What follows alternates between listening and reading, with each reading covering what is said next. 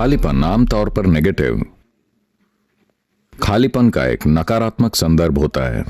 हर कोई भरा हुआ होना चाहता है, कौन खाली रहना चाहता है? लेकिन इस पूर्णता की तलाश में ही लोगों ने खुद को बर्बाद कर लिया है। मुझे बताइए, आपकी जेब भरने में कितना पैसा लगता है? अगर हम 1 खरब डॉलर देते हैं तो क्या यह भर जाएगी? अगर हम 10 खरब डॉलर देते हैं तो क्या यह भर जाएगी? नहीं। आप कितना भी डालें, जेब भरी नहीं जा सकती। ऐसी कोई चीज नहीं है। कितना लगता है? आपके मन को भरने में कितना ज्ञान लगता है? अगर आप धरती के सभी पुस्तकालयों को पीसते हैं और इसे अपने सिर में डालते हैं तो भी ये नहीं भरेगा। अपना दिल भरने के लिए आपको कितने लोगों से प्यार करना पड़ता है? 7.3 अरब लोग, फिर भी जगह है, तो ये कभी पूरा नहीं भरता। तो भरने की कोशिश निरर्थक है।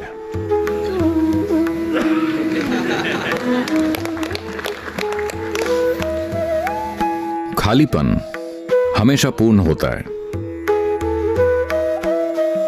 कृष्ण ने इसे बहुत खूबसूरती से बताया। जब अर्जुन ने पूछा, आखिर इस सत्य की प्रकृति क्या है? क्योंकि अगर मैं आपसे पूछूं कि क्या ये यही है, आप हां कहेंगे। अगर मैं आपसे पूछता हूं कि क्या ये वो है, आप हां कहेंगे। किसी और पल अगर मैं आपसे पूछता हूं तो क्या ये यही है, तो आप कहते हैं नहीं। अगर मैं पूछूं कि क्या ये वो है, आप कहते हैं नहीं। इस सत्य की प्रकृति क्या है? वो है कहां? कैसा है? किस रूप में है? तो कृष्ण हंसे और उन्होंने कहा, इस अस्तित्व में सत्य की प्रकृति ऐसी है कि जो विषैला दिखता है, अगर आप उसे ग्रहण करें तो वो जीवन का अमृत बन जाएगा। जो अमृत जैसा दिखता है, अगर आप उसे ग्रहण करें तो वो विष बन जाएगा। मुझे बताइए, क्या समूचे मानव जाति ने पूर्ण होने की खोज में अपने जीवन को विषैला नहीं बना दिया है? क्या हमने पूर्ण होने की खोज में पूरी धरती को नोच नहीं दिया है? जब हम कहते हैं शिव, हम उसकी बात कर रहे हैं जो है ही नहीं, यानी कोई डिब्बा नहीं है। ये ऐसा कुछ नहीं है जो किसी तरह के डिब्बे में भरा जाए, ब्रह्मांडीय डिब्बे में भी नहीं। शिव की गोद में ही ब्रह्मांड घटित हो रहा है, क्योंकि ये वो है जो है ही नहीं। जब किसी को इसका बोध होता है या अनुभव होता है, हम उस व्यक्ति को भी शिव कहते हैं। इसी तरह से आदि योगी भी शिव कहलाए, क्योंकि उन्होंने उस आयाम को छुआ और उसके साथ एक हो गए। और इसे जानने का सिर्फ एक तरीका यही है कि आप इसमें विलीन हो जाएं। यह समझने से नहीं होगा, आप इसे समझ नहीं सकते। ऐसी तमाम कहानियां हैं जहां यह हुआ। ऐसे लोग जिन्होंने कैलाश में जो है उसे समझने की कोशिश की, वो उसमें ही विलीन हो गए।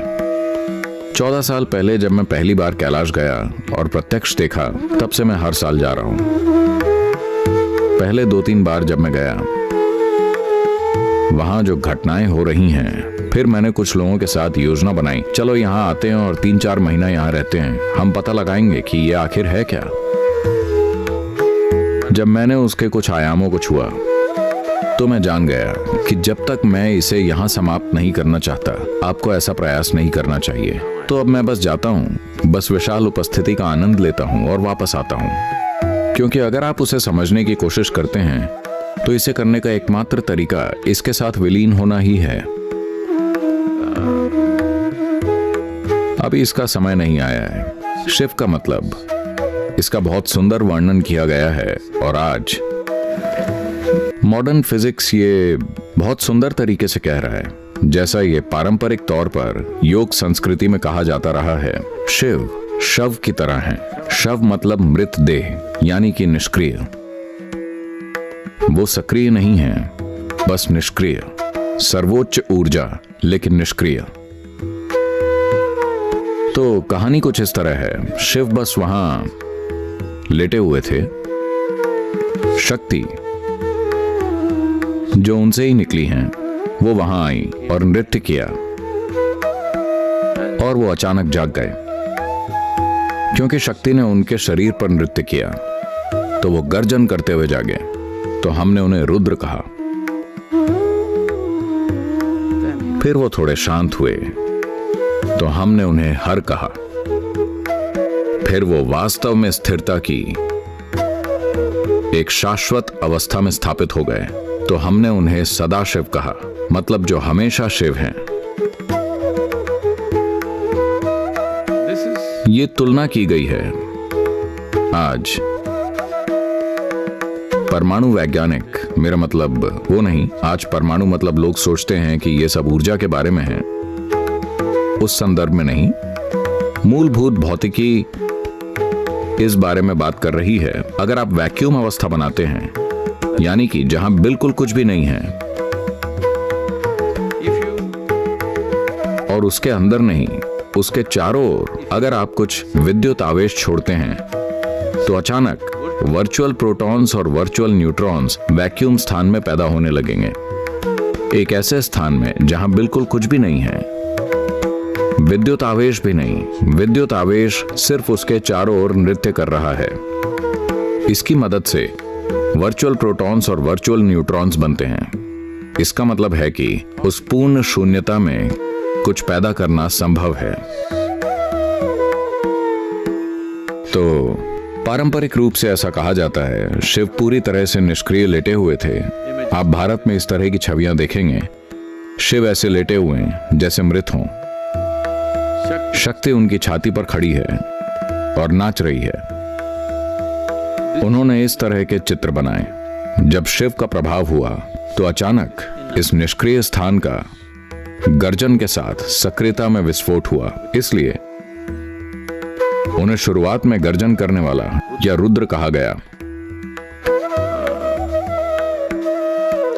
यह दुर्भाग्यपूर्ण है कि हर चीज को उन सूचनाओं के टुकड़े द्वारा प्रमाणित करना पड़ता है जिन्हें विज्ञान ने अस्तित्व से बटोरा है।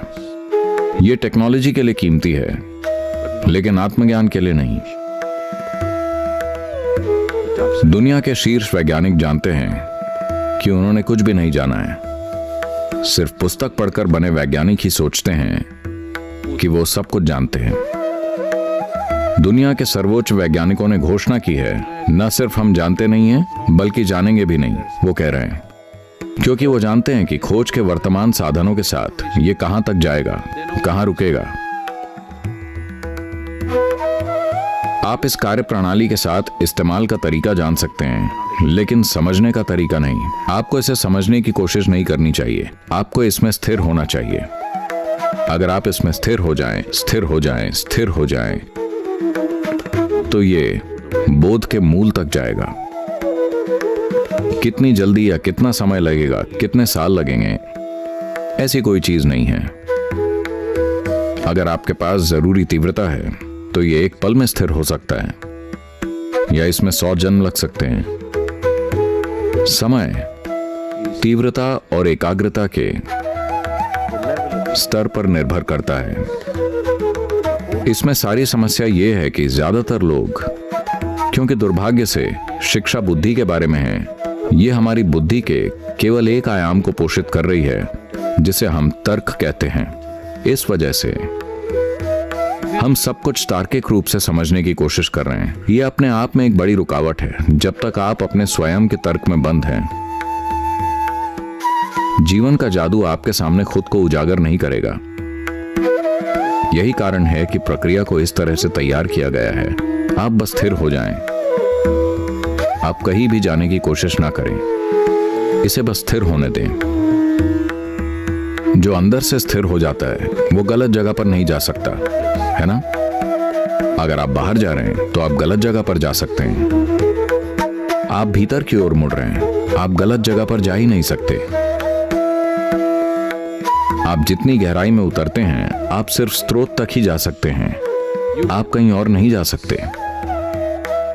बाहर की यात्रा में आप जीवन भर के लिए खो सकते हैं, ये जाने बिना कि आपके साथ क्या हो रहा है। भीतर की यात्रा ऐसी नहीं है। भीतर की यात्रा वास्तव में कोई यात्रा नहीं है, ये सिर्फ स्थिर होना है। संयमा की प्रक्रिया या उसकी कार्यप्रणाली संयमा नहीं है। यह सिर्फ एक साधन है। अगर आप उपकरण का ठीक से इस्तेमाल करते हैं, अगर आप उपकरण की पूजा करते हैं, तो आप कहीं नहीं पहुंचेंगे। अगर आप इसे सुरक्षित रखते हैं तो आप कहीं नहीं पहुंचेंगे। साधन का इस्तेमाल करना होगा। अगर आप साधन का सही इस्तेमाल करते हैं तो यह आपको स्थिर होने देगा।